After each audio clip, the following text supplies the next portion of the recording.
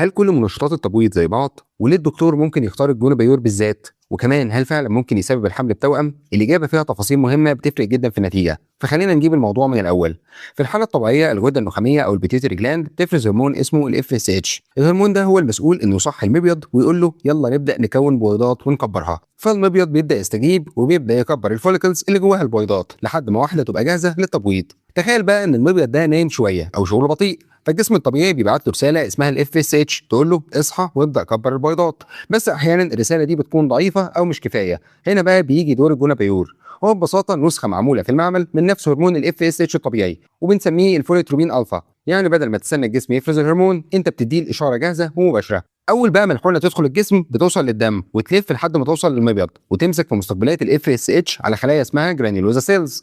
اول ما تمسك هناك كانك دوست زرار التشغيل. يحصل ايه بعد كده؟ الخلايا تبدا تتنشط جامد، الفوليكلز تبدا تكبر، كل فوليكل جواها بويضه بتبدا تنضج وبيزيد انتاج الاستروجين. يعني ببساطه المبيض بيتحول من شغال على الوضع الهادي لوضع انتاج عالي. في الطبيعي بيكبر فوليكل واحد بس غالبا مع الجونوبيور، وممكن يكبر اكتر من فوليكل في نفس الوقت، وده اللي احنا عايزينه في التنشيط او الحقن المجهري. وخد بالك انت مش بتخترع حاجه جديده، انت بس بتدي الجسم نفس المفتاح الطبيعي بس بجرعه محسوبه وقويه.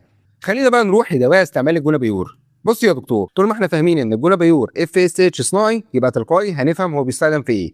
اول حاجه بنوصفه لعلاج ضعف التبويض، ودي اشهر حاجه، زي مثلا تكيس المبايض ومفيش استجابه كويسه للاقراص او تبويض ضعيف ومش منتظم. هنا بنستخدمه عشان ندي دفعه مباشره للمبيض يبتدي يكبر بيها البويضات. كمان بيوصف في فشل او ضعف الاستجابه للادويه الفمويه زي الكلومافين والليتروزول. لو المريضه ما جابتش نتيجه كويسه عليهم بننقل لمرحله اقوى شويه وهي حقن ال FSH زي الجونوبيور عشان تدي تحفيز مباشر اقوى. كمان بنوصفه لبرامج الحقن المجهري واطفال الانابيب، وده يعتبر اهم استخدام عملي ليه. احنا هنا مش عايزين بويضه واحده، احنا عايزين اكتر عدد ممكن بجوده كويسه، فبنستخدم الجونوبيور عشان يكبر اكبر عدد من الفوليكلز ويجهز اكتر من بويضه للصح. يعني بنحول المبيض لمصنع انتاج بدل انتاج محدود طبيعي. كمان بنوصفه في بعض حالات العقم غير المفسر، لما كل حاجه يكون شكلها طبيعي بس مفيش حمل بنلعب على فكره نزود عدد البويضات وبالتالي نزود فرص حدوث الحمل. وخد بالك انه ممكن يوصف برضه للرجاله في حالات معينه من نقص الهرمونات، الجونوبيور ممكن يستخدم عشان يحفز تكوين الحيوانات المنويه. طيب كلام جميل، خلينا بقى نمسك موضوع الاعراض الجانبيه بشكل عملي اكتر، او ايه الاضرار المتوقعه من الجونوبيور حقن. هنبدا الاول بالاعراض البسيطه ودي اللي بنشوفها كتير ومش بنقلق منها غالبا، زي الم او احمرار مكان الحقن، صداع خفيف، انتفاخ بسيط في البطن، احساس بعدم الراحه في الحوض، ودي سببها ان المبيض بيبدا يكبر والفوليكلز بتزيد.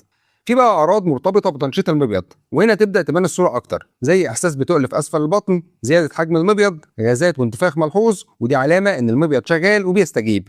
اهم عرض جانبي تخلي بالك منه وهو الاوفيريان هايبر ستيميليشن سندروم، ودي اخطر حاجه مرتبطه بالدواء. طب دي بتحصل امتى؟ لما الاستجابه تبقى زياده قوي او عدد الفوليكلز كتير والاستروجين عالي. واعراضها بنلاحظ انتفاخ شديد في البطن، الم واضح، غثيان او قيء، زياده سريعه في الوزن، كمان ممكن يحصل تجمع للسوائل في الحالات الشديده. الفكره ببساطه ان المبيض بيتنشط بزياده فبيفرز مواد تزود نفاذيه الاوعيه فالسوائل بتطلع بره الاوعيه دي. كمان ممكن يحصل حمل متعدد او توينز، وده مش عرض جانبي مباشر ولكنه نتيجه مهمه لان اكتر من بويضه ممكن تتخصب فبتزود احتماليه وجود توأم او اكتر.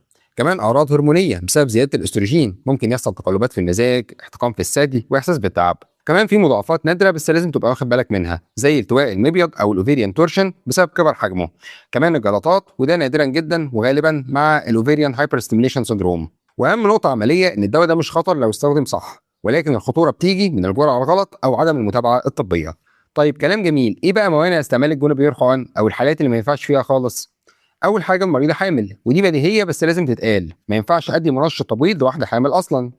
كمان ممنوع في حاله وجود ورم بيتاثر بالهرمونات زي سرطان الثدي او الرحم او المبيض، لان الدواء بيزود الاستروجين فممكن يكبر الورم. كمان وجود نزيف مش عارف سببه، لو في نزيف غامض لازم نعرف السبب الاول ايه، مش نبدا تنشيط وخلاص، لانه ممكن يكون ورم او مشكله في بطانه الرحم.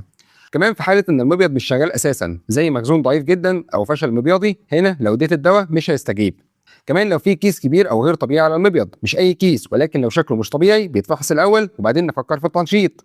كمان لو في تشوهات تمنع حدوث الحمل زي تشوهات شديده في الرحم او رمل فيها كبيره، هنا حتى لو عملت التبويض مفيش فايده لان الحمل نفسه مش هيكمل. كمان لو في حساسيه في الدواء، لو في حساسيه معروفه من الفوليتروبين الفا اللي موجود في الجونوبيور يبقى ممنوع تماما. كمان ممنوع في حاله وجود اورام في الغده النخاميه او تحت المهاد زي البيتيوتري تيومرز او الهايبوثالاميك تيومرز. طيب ليه؟ لان دول مسؤولين عن تنظيم الهرمونات اصلا، ففي خلل من فوق مش من المبيض نفسه.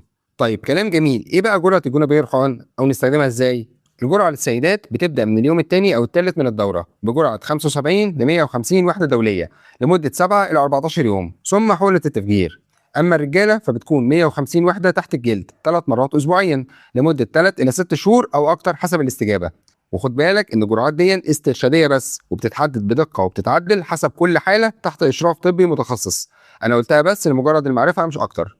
ومن هنا خليني اجاوبك على اهم الاسئله ان الناس بتسالها في الصيدليه عن الجونابيور. واول سؤال معانا، الجونابيور بيتاخد ازاي؟ الاشهر والافضل سبكوتينيوس او تحت الجلد، وممكن يتاخد في العضل ولكن ده اقل استخداما.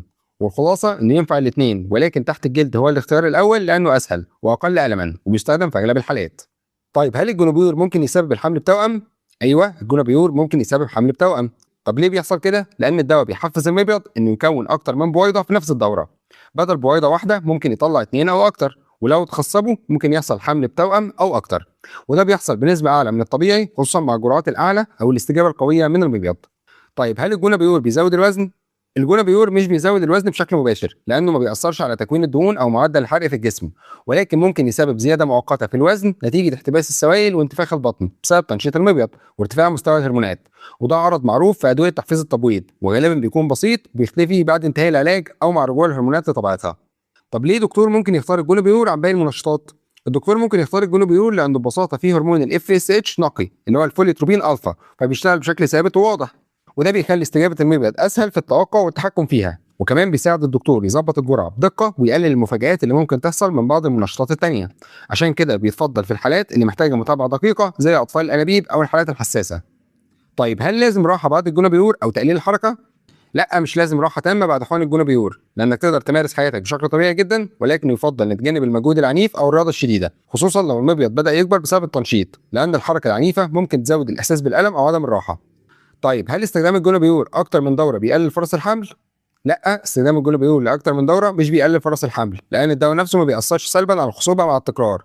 ولكن اللي بيحصل ان لو ما فيش استجابه او حمل بعد كذا محاوله، الدكتور بيبدا يراجع السبب ويغير الخطه العلاجيه، لان المشكله غالبا بتكون في الحاله نفسها مش في الدواء. وفي النهايه الجونابيور علاج فعال جدا، ولكن مش بسيط ومش بيتاخد عشوائي. كل حاجه فيه بتعتمد على الجرعه الصح والمتابعه الصح، لان الفرق بين النتيجه الكويسه والمضاعفات ممكن تكون خطوه واحده بس.